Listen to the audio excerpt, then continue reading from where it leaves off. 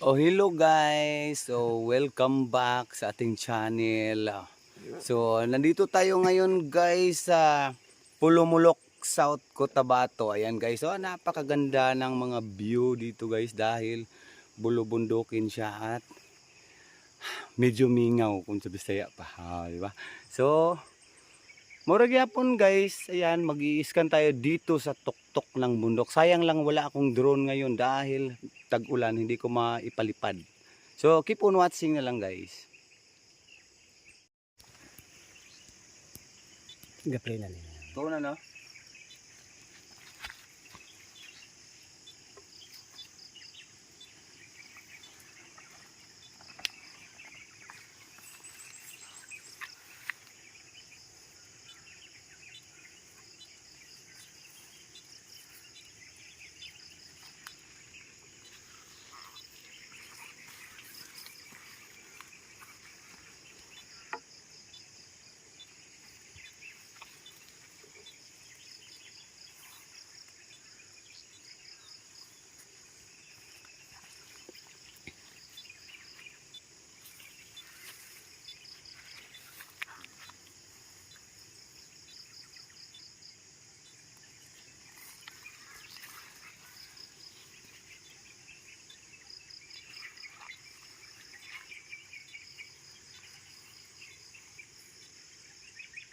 Nakuha niyang SIM bro, wala. Wala man. Ato ra. Dili tulad ng item. Kani diri bro itan. Ako lang wala. Dili itan pa diri. Sige bro, ako na. Kana man na possible. Inato gyapon. Tapos.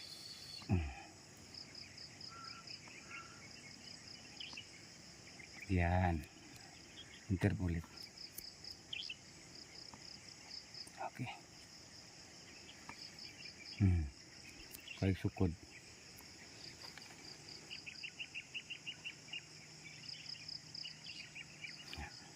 Di ko anda yan. Save. Babaw. File.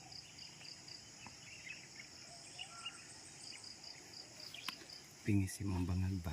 Daan ko pa ni anak pa. Ang trip lang yapon siya. Tayo mo dito dali. Kanaw ko rin buntod. O tama na to akong kuan. Kaya tama na to akong kuan para ana ko. Save lang bro. Tapos open. So Open. 1.42 meters lang. Isa ka meters lang kapin akong ana. Dito ka Di mo. ba? Pangat file.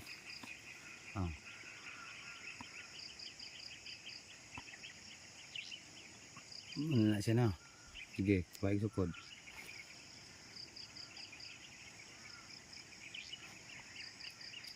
Mabawra ka sa dito.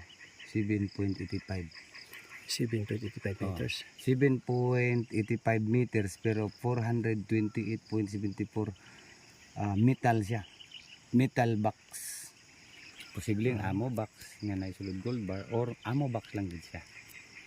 Ana ra yang interpretasyon anak niya. Ito sa iyo. Talinis siya bro, di ba? Dito siya back. Metal gina siya. Kung gold na siya bro, flat na siya kay heavy man ang iyang mineralization. So box na siya. Sibling box of diamond na sulod. Erits lang gyapon na nimo. Kay basin ding. So kung kuan mo to sa patligan mo na sa kuha karon. Padayon ako ini. Oh, Kato siya ako na to para ako. gikan sa imong bangag diha, paingon diri. Kay paingon ka diri. Pero dito ka 7 meters ha. Kay sakto man kay na imong mga layout, open air kanang simento.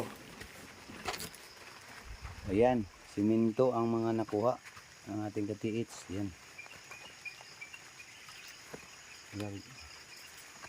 So, muna siya no, ang cover no. So, diha na gikan ba? Oo. Ito, talagang simento talaga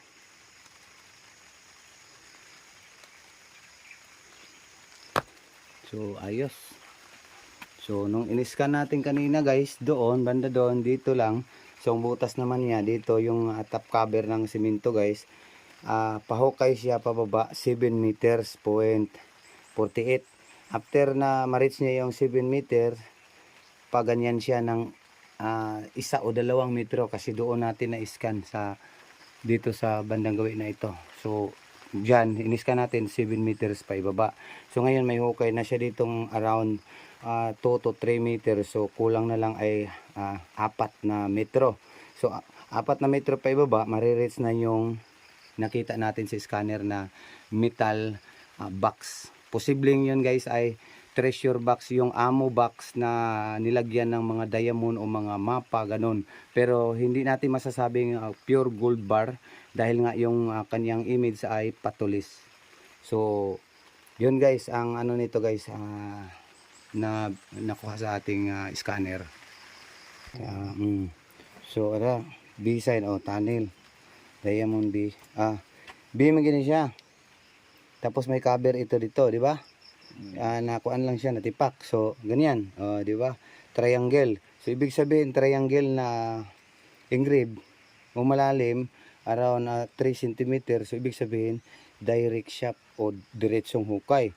Pero, may iba pang ibig sabihin na 3 ang deposito dito sa lugar at ito yung landmark, itong highest mountain na ito. So, ibig sabihin kung anong posisyon yan, kung meron tayong makukuha doon, meron tayong na-scan doon na isang kahon, meron pang isa doon sa ibaba, at saka dito. 3 ang ibig sabihin yan guys. Ayan. So, 3 may treasure dyan. Hanapin lang muna natin guys sa part 2 ng ating video. Ilulukit natin gamit ang GTR long range locator. Dyan, banda dyan, basta merong treasure dyan. At doon sa silangan, tapos dito sa norte. Yan pong ibig sabihin yan guys. So ito guys, ito yung na-scan o na-spot natin dyan.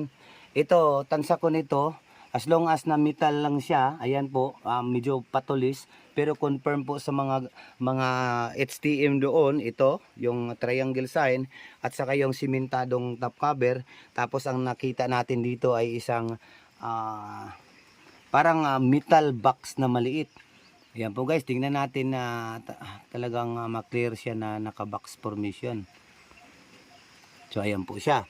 So sa forma niya, isa siyang cemented box na kasiminto. Pero tansya ko nito, ammo box na may mga lamang mga precious metals o precious stone at saka mapa guys. Dahil nga ang lugar na ito guys, ito yung top mountain, nag-iisang bundok na maliit lang. Magkabilaan po yung creek.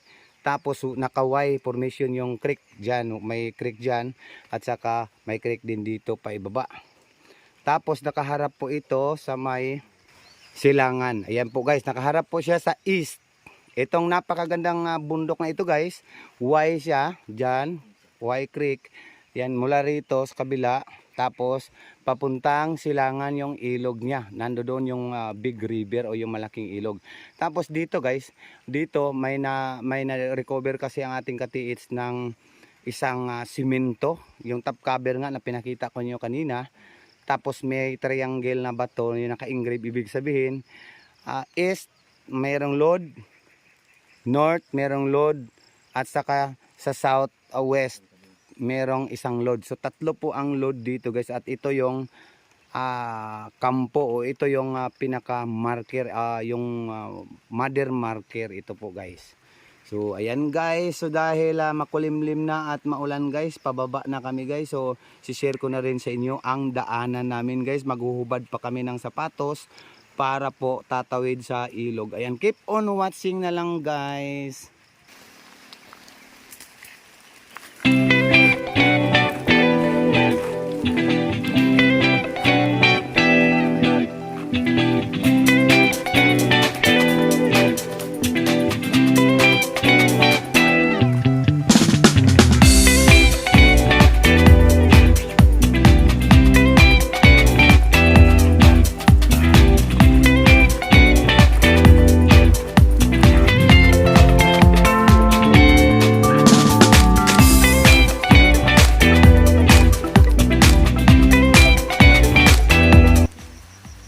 So yan, nasa baba na tayo guys at medyo makulimlim na guys at malayo-layo pa yung ating lalakarin guys.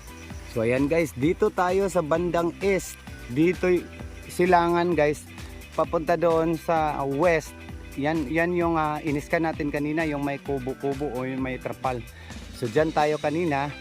So di ba sabi ko sa inyo kanina na merong load din dito sa front, dito sa east. So banda dito guys, itong area na ito, nandito yung isa pang load. Kibali, kontento na po yung ating katiits, yung may-ari dito guys, kasi na-scan natin doon, merong ammo box doon na posibleng may mga diamond ang laman at saka giveaways. Pero yung sa ibaba, yun ang treasure box na sa may kawayan at nasa ilog po siya sa creek. So dito guys, meron to dito guys. Kaso nga lang maulan ngayon, hindi kami makagamit ng long range locator. So ang gagawin natin ay pababa na tayo guys. Keep on watching na lang guys. Walang iwanan guys.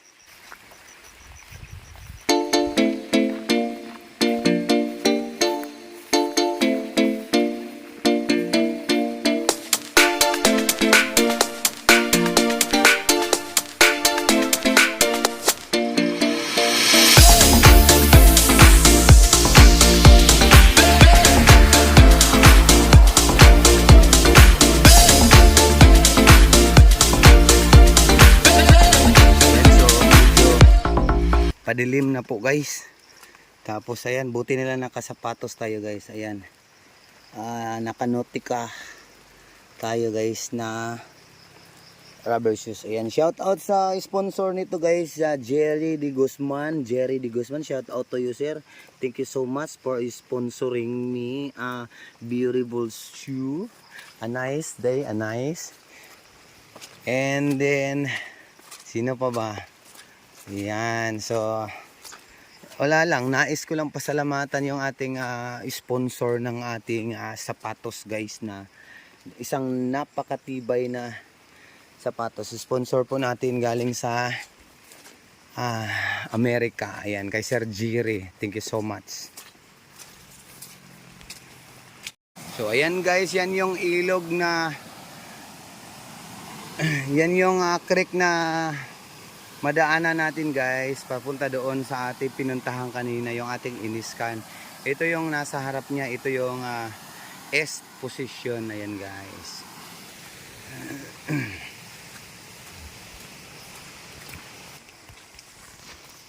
So ayan, tatawid tayo sa madulas at siyempre ilog. Ayan, wash out muna.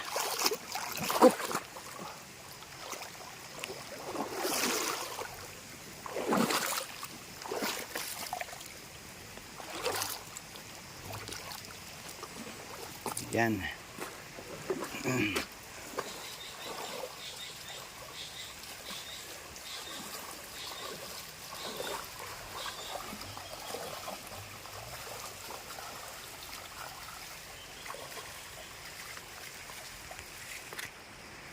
Ayan, nandito na tayo guys sa ating sasakyan. So, siyempre palabas na tayo doon mula sa dito sa bundok. Palabas na tayo papuntang highway. At siyempre guys, pauwi na rin tayo guys at dadaan pa tayo ng Cotabato City, Cabacan, Midsayap, yung mga ganyan, yung mga layo pa ng biyahe natin guys. So buti nilang dito na tayo guys. Buti nilang katulong sa atin ang Suzuki. Yan, Suzuki 4x4. Yan po ang ating katulong guys sa pagbabiyahe, lalo na nitong mga putikan. So ito ay 4x4. Ayan, shout out to Suzuki. Ayan bro. Thank you so much guys for watching. God bless you guys. Please like and share.